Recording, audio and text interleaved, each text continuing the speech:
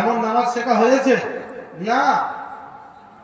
সেদিনে কোথায় জলসা গিয়ে নামাজে দাঁড়িয়েছি, তো লাস্ট টাইম পৌঁছেছি, ঠিক পিছনে দাঁড়িয়ে আছি। এমন তো অবস্থায় দেখি একজনের ফোন এলো।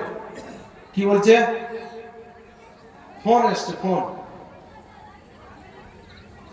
ও একটা গান লাগিয়েছে, কি বুকটা ফেটে না জ্বলে না, এরকম একটা কি একটা গান আছে। হ্যাঁ, বেশ হচ্ছে। ও নামাজের নিয়ত বেঁধে আছে, বলছে শালা ফোন করার সময় পাইনি। নিয়ত বেঁধে কি বলছে? বলছে শালা ফোন করার সময় পাইনি। আচ্ছা, আপনি নামাজে আছেন না দাঁড়িয়ে আছেন, বসে আছেন, তার তো খবর নাই। কি আপনি জলসার দিনের মুসল্লি, সে তো খুব ভালো করে জানে। হ্যাঁ না না? তো এই যদি অবস্থা হয়, আবার কিছু কিছু লেখ দেখছি, হ্যাঁ আরো এক জায়গায় সম্ভবত মিডিয়া পুলিশ হবে, নামাজে দাঁড়িয়ে আছে, ফোন এসছে, এক হাতে ফোনটা রিসিভ করলে নামাজ পড়ছি না। ও নিয়ত বেঁধেই আছে। ওর নামাজ হয়েছে? হ্যাঁ, নামাজ হয়েছে? তো গোটা বিশ্বে জুড়ে আর শুধু শুনতে পাওয়া যাচ্ছে যে মুসলমানদের উপরে অত্যাচার হচ্ছে, মুসলমানকে নিধন করার চক্রান্ত চলছে। হ্যাঁ না না? তো আজও যদি আমার কাজ আমি না বুঝে করি, তো আমার উপরে ধ্বংস অবধারিত। হ্যাঁ না না? কারণ এর ওয়াকিয়া আল্লাহ পাকের নবীকে আল্লাহ পাক 1400 বছর আগে জানিয়েছেন। কারুন, নমরুদ, হামাদ, তাদের মতো পয়সা প্রভাবশালী, অর্থশালী, হ্যাঁ, সমাজনীতি ক্ষমতাবান আর পৃথিবীতে কেউ ছিল না। ছিল না? তাদের মতো ক্ষমতাবান পৃথিবীতে আর কেউ ছিল না। কারুনের এত সম্পদ ছিল, এত সম্পদ ছিল, তার শুধু ওই সম্পদে যে ঘরের মধ্যে রাখতো, ওই ঘরের চাবি বওয়ার জন্য কয়েকশো উট ছিল, চাবি বওয়ার জন্য। তো সম্পদ কত! তো আজ সব কিন্তু চলে গেছে। আজকে তোমার কোমরের জোর আছে, যতই তুমি সরে চলো না কেন, একদিন তোমাকে আসতে হবে। হ্যাঁ না না? একদিন ফিরে আসতে হবে। ওদিনটার অপেক্ষা করতে হবে আমাকে, আপনাকে। কারণ ওটা এমন একটা দিন হবে যেদিনে বাপ থাকবে, মা থাকবে, ভাই থাকবে, আত্মীয় স্বজন, বিবি থাকবে, সবাই থাকবে। সবার মাঝখান থেকে আমাকে চলে যেতে হবে। হ্যাঁ না না? আমাকে সেখান থেকে চলে যেতে হবে। আর সেদিনে কেউ আমাকে ভালোবাসবে না, কেউ আমাকে আদর করবে না, কেউ মহব্বত করবে না, করে বলবে না যে আর ঘন্টাখানেক রেখে দাও, আর একটা দিন আমাদের বাড়িতে রেখে দাও। বলবে যত মহব্বতের মানুষ হোক না কেন, সাদের বিবি সেদিন বিছানা, স্বামীর বিছানা ছাড়া ঘুমাতো না, সেই বিবিও সেদিন বলবে আজ আর আমি একে আমার বিছানাতে রাখবো না। তো আজ আমি আপনি কার পিছনে ভুলে আছি, কার পিছনে পড়ে আছি, একবার ভেবে দেখি। আল্লাহ পাক এজন্য আমাকে আপনাকে বড় নিয়ামত দিয়েছেন। ওয়াইন তাউদু নিয়ামাতাল্লাহ, অসংখ্য অগণিত নিয়ামত দিয়ে পাঠিয়েছি। বান্দা যদি হিসাব করো, তো পৃথিবীতে পানি শেষ হয়ে যাবে, গাছ শেষ হয়ে যাবে যদি লিখতে শুরু করো। জোরে বলেন না সুবহানাল্লাহ। অসংখ্য নিয়ামত। এই মোবাইল যিনি বানিয়েছেন, এই বানানোর পরে তিনি এই মোবাইলের সাথে একটা বুক, একটা বই দেয় ছোট মতো, দেখেছেন আপনারা? গাইড বুক একটা বই দেয় কিনা? ছোট্ট একটা বই, 4-5 পাতা 6 পাতা, ওই বাক্সের মধ্যে ভরা থাকে।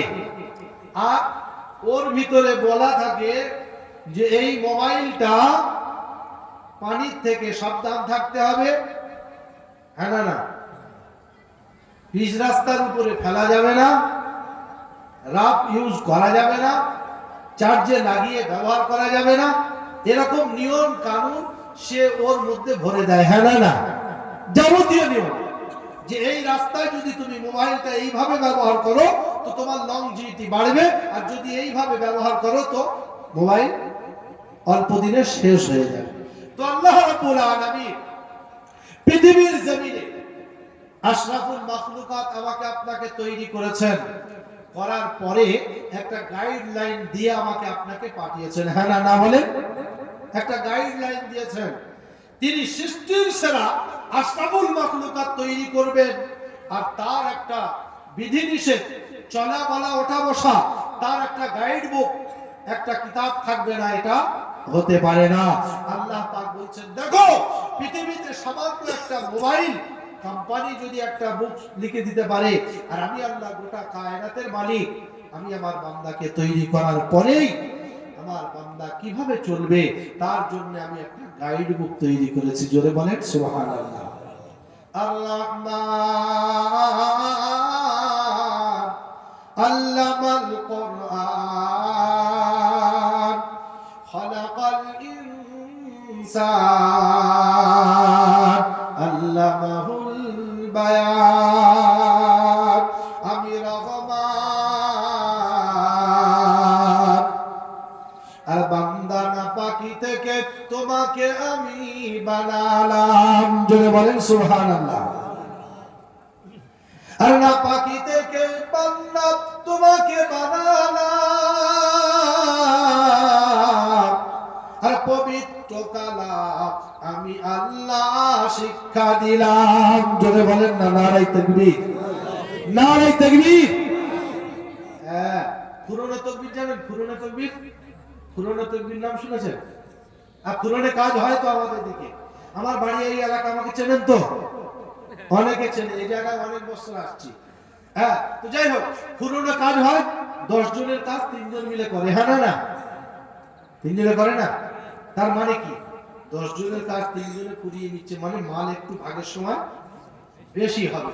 তো যারা রাস্তায় ফিল ফাড়ায় ব্যস্ত আছে, যারা মোবাইলে গেম খেলায় ব্যস্ত আছে, যারা শালি নিয়ে ঘুরছে, যারা খাওয়া দাওয়া করছে, এদের মালগুলো আমরা একটু কুড়িয়ে নিয়ে তাকবীর দেবো। ওরা বুঝুক যে আমরা না গেলে কি হয়েছে, ওরা যে কজন আছে আমাদের মালও ওরা নিয়ে নিচ্ছে, হ্যাঁ না না? এটা তাকবীর দেন, নারায়ে তাকবীর।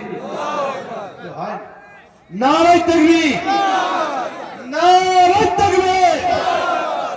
বাবাজি আমার, ভাইয়েরা, সোনার চাঁদ বন্ধুরা আমার, জ্ঞানী গুণী সুধী মানুষেরা, আল্লাহ ওয়ালা বাবাজিরা, সোনামণি মায়েরা, বোনেরা,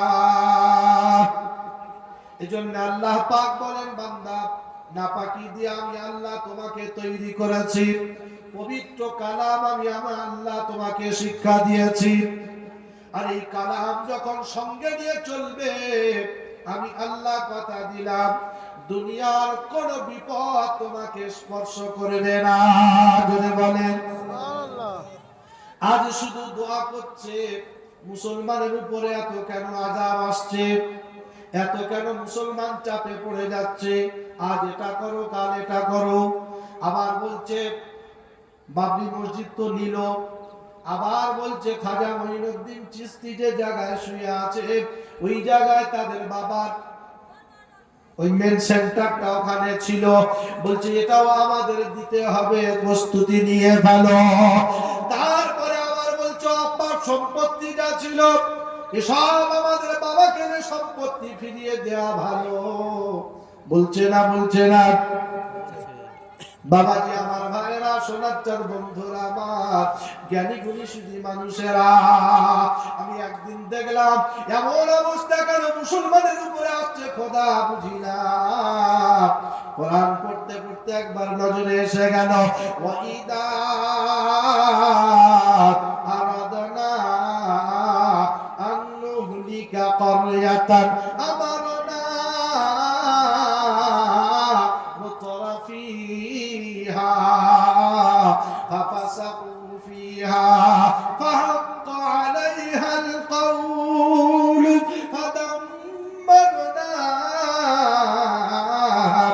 তাদমীরা। কোরআনে পাকের পারা নাম্বার 15, সূরার নাম সূরা বনী ইসরাঈল, আয়াত নাম্বার 13, আয়াত নাম্বার 16, একেবারে বাম দিকের পৃষ্ঠার নিচের থেকে 3টে লাইন উপরে দেখতে পারো।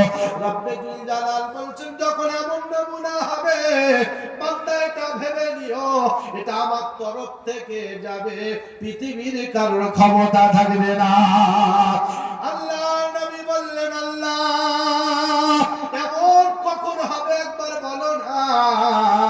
কোরআন বলছে আরো খোলো ওয়াইদা তুতলা আলাইহিম আয়াতুনা ওয়াল্লা মুস্তাকবিরান কাআল্লাম ইয়াসমাহা কাআন্না ফি উযুনাইহি ওয়াকরা ফাবাশশিরহু বিআযাবিন আলীম। কোরআন পাকের পারা নাম্বার 21, সূরার নাম সূরা লুকমান, আয়াত নাম্বার 7। আর বাম দিকের পৃষ্ঠার মিডল পজিশনে একবার নজর মেরে দেখ। রব্বুল জালাল বলেন ওয়াইদা তুতলা আলাইহিম আয়াতুনা ওয়াল্লা মুস্তাকবিরান কাআল্লাম ইয়াসমাহা। পৃথিবীতে ওই সমস্ত মানুষদিগকে বলো, যখন আমার কোরআনের কথা হবে, হাজিরের কথা হবে, তারা শোনার পরে না শোনার ভান করে চলে যাবে। কি করবে? এই আওয়াজ ফ্রি ফায়ারদের কানে যাচ্ছে না যায় না? হ্যাঁ, আল্লাহ বলেন এমন যখন অবস্থা হবে ওয়াল্লা মুস্তাকবিরান কাআল্লাম ইয়াসমাহা, মনে মনে হয় তাদের দুটো কান বধির হয়ে গেছে। বধির মানে কি?